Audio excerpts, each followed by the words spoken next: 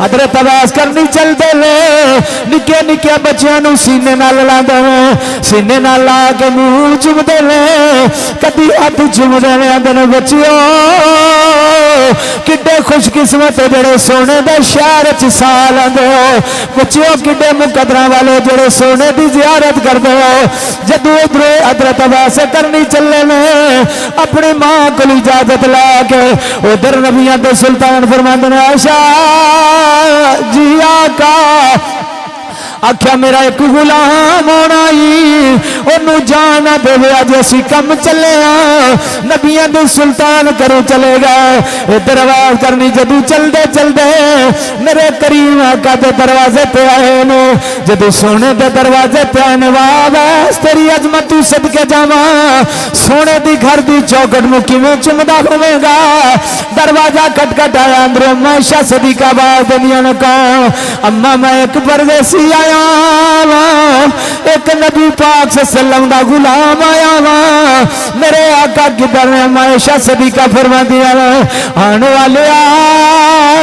سرکار ہونے نکل گئے نے جاؤ مسجد نبوی دے وچ بیٹھ جاؤ اسی کھانا بھیج دینے اتنی گل کی چیخ نکل گئی عرض کر دے میں مسجد نبوی وچ نہیں جا سکتا میری اما نبی نہیں پیچھے ماں دا بھی خیال ہے اما میں نہیں جا سکتا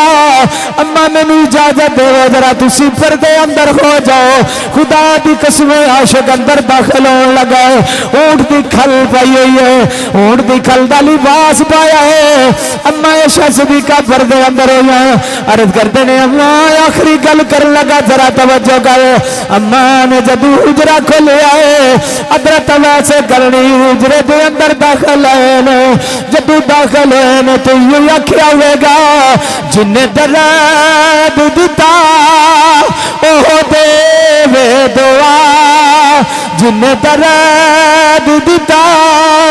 اوہ دے دعا میں مریض ہوا او طبیب جن مرض دیتا اوہ دے دعا میں مریض ہوا او طبیب ہوئے جند نکلے یار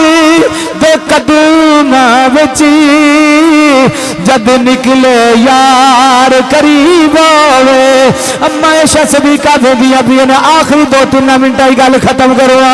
اما عائشہ صدیقہ دے دیا بھی